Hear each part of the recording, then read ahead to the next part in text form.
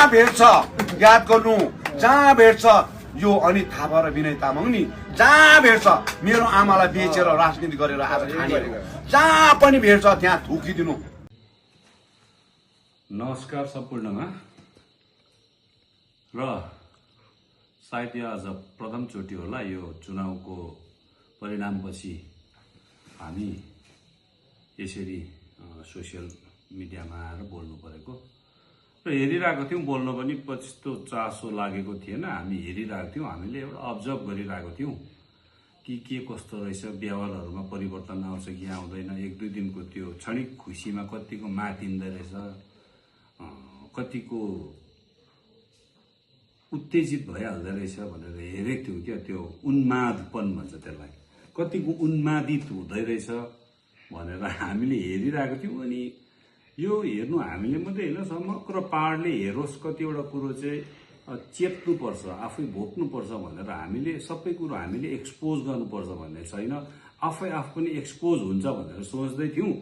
क्यारेक्टर्सहरू साँच्चै नि त्यही भयो।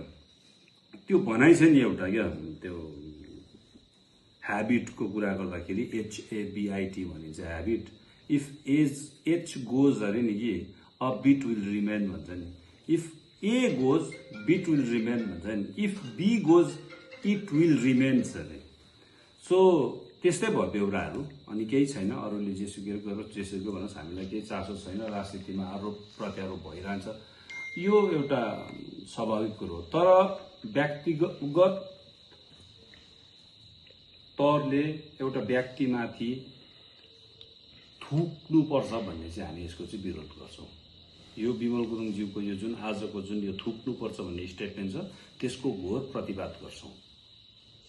थुक्नु हो भनेदेखिलाई चाहिँ तपाईँले पहिला आफूले आफूलाई थुक्नुपर्छ। त्यसमा कसैको रोक छैन। आफूले आफूलाई थुक्नुहोस्, सम्झिँदै थुक्नुहोस्, घरिघरि थुक्नुहोस्। कतिपल्ट गद्दार गर्नु भएको छ, कतिपल्ट जाति बेचेर जिटिएमा बस्नु भएको छ, जाति बेचेर सत्तामा जानु भएको छ, शहीदको सपना बेचेर तपाईँ सत्तामा जानुपर्छ, त्यो तपाईँले थुक्नुपर्छ। सिप्सु काण्डको कति पछि पिन्टेल भिलेजको अलिकति उत्तापट्टिको ठुलो मैदानमा जिटिएको सम्झौता भएर नाचेको बिर्सिनु भयो तपाईँकै कोहरू? सबले देखिरहेको छ त मजा।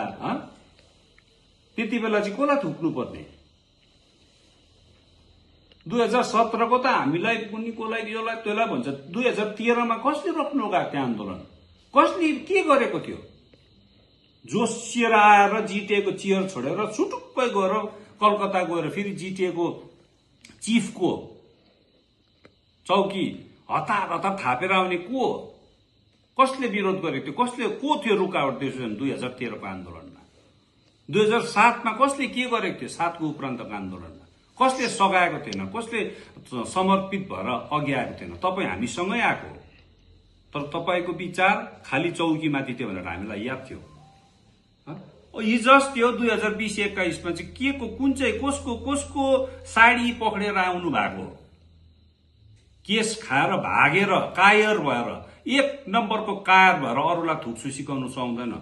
जेल नेल त हामी पो बस्यौं त मुद्दाको लागि। एकपल्ट जेल बस्नु भयो, एकपल्ट पक्राउ पर्नु भयो, एक नम्बरको कायर भयो। अरूलाई हुच्चाएर, हामी जस्तै आउने भाइ बहिनीहरूलाई हुच्चाएर चाहिँ उनीहरूलाई पनि टाउकोभरि केस दिएको, यो चाहिँ हामी मान्दैनौँ, एकदमै मान्दैनौँ। 1 मान्दैनौँ, 2 मान्दैनौँ, 3 मान्दैनौँ। यो दादागिरीको जमाना गयो, अब नसोच्दा पनि हुन्छ। तपाईले जब यो प्रकारको दादागिरी गरेर हामीलाई अरूको घर भत्काउनु, मान्छेलाई घेराउ गर्नु, मोसो पोत्नु सिकाउनु हुन्थ्यो नि, त्यो जमाना गयो। हामी त त्यसको विरोध गर्छौं। अनि त्यति बेलाको त्यो भर्खर जन्मिएको नानीहरू नि, 2007 मा जन्मिएको नानीहरू त अब 2026 मा कति वर्ष पुगिसक्यो आफै सम्झिनुहोस्। उनीहरू त कतिजना त आज भोट दिने पनि भइसकेको छ। गयो जमाना, यस्तो हुँदैन यो। आमामा के भएको? यसलाई त जिउ छाडा पो भन्छ त, गति छाडा भन्छ।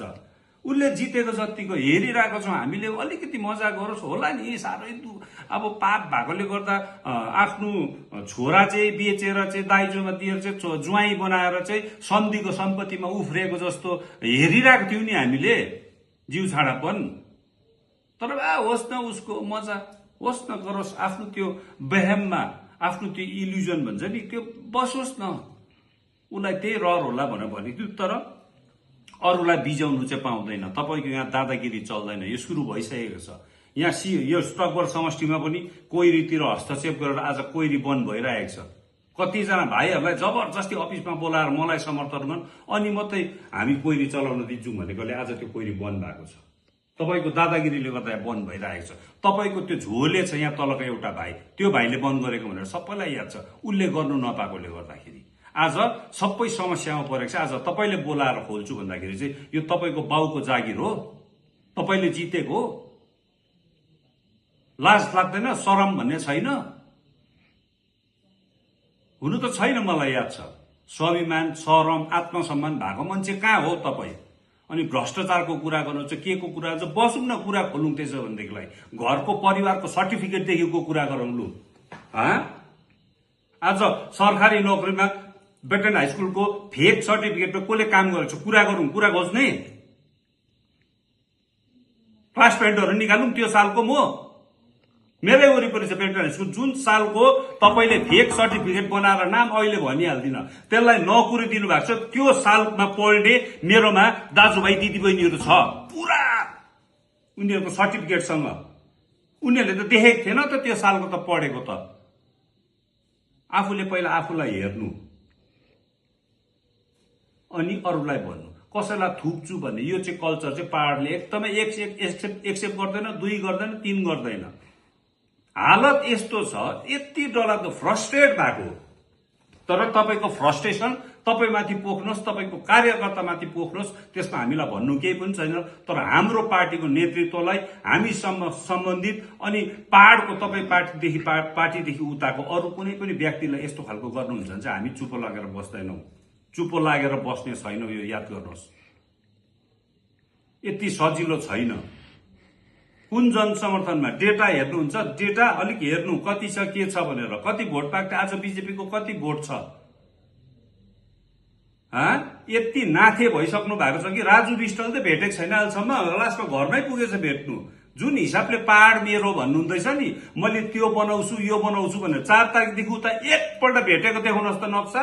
लास्टमा नभेटेर लास पचाएर आफ्नो समर्थकहरूलाई म बिजेपीसँग छु, मेरो एकदम क्लोज छ भनेर चाहिँ तल एमपीज्यूको घरमै गएर भेटेको फोटो आज हाल्नु बाध्य हुनुभएको छ। हामीलाई याद छैन कसले कतिको के गर्दैछ, कसले कतिको के गर्दैछ भनेर। र हाम्रो समर्थन, हाम्रो समर्थकहरू, हाम्रो पार्टीको कार्यकर्ताहरू, साथसाथै पहाडमा शान्ति चाहने दाजुभाइ दिदीबहिनीहरू, तपाईँहरू एकदमै सुर्ताउनु पर्दैन। हामी तपाईँहरूको निम्ति उभिएको हुन्छौँ। हामी यति पनि गरेको छौँ। आज प्रशासनले खुल्ला छोडिदियोस् त के हुन्छ? टकबरको लोवर बेल्टमा त हामी अहिले पनि जितेका छौँ। हाम्रै प्रधान उपप्रधान छ, हाम्रै पञ्चायत छ, हाम्रै पञ्चायत समिति छ, हाम्रै जिटिए छ। एमएलए इलेक्सनले केही पनि तछार्दैन, न त तछारेको थियो। मान्छे तर्सिने कामै छैन। पहिला विमल गुरुङ स्वयं आफै पनि जिटिए चिफ हुँदा, जिटिए चलाउँदा त अन्त ममता ब्यानर्जीको 36 को आँकडा थियो त। जबसम्म उसको कार्यकाल सकेन तबसम्म उसलाई कसैले चलाउन सकेन, उसले गरेको थियो त। आज एमएलए इलेक्सन हार्यो भन्दैमा चाहिँ सबै डाडु पनि छैन। पढ्नु, जिटिए एक्ट पढ्नु। रोहिणीमा जबरजस्ती त्यति तल हाम्रो त्रिवेणीमा बाटो बनाउँदाखेरि विनय दाजुले हाइकोर्टमा केस गर्दाको भर्डिक्ट के आएको थियो बुझ्नु। जबसम्म जिटिए छ कसैले केही पनि गर्न सक्दैन। अनि यसलाई स्क्रैप गर्छ भने गरोस्, हामी त च्यालेन्ज गर्छौं, गरेर देखाओस्। लु सरकारले यसलाई स्क्रैप गरेर देखाओस् अनि योभन्दा ठूलो व्यवस्था ल्याइदियोस्, त्योभन्दा खुसी हामी केही पनि हुँदैनौँ, तर गरेर देखाओस्। आज कति तारिक हो? आज 15 तारिक हो। स्क्रैप 5 तारिक गर्छु भनेको याद गर्नुहोस्।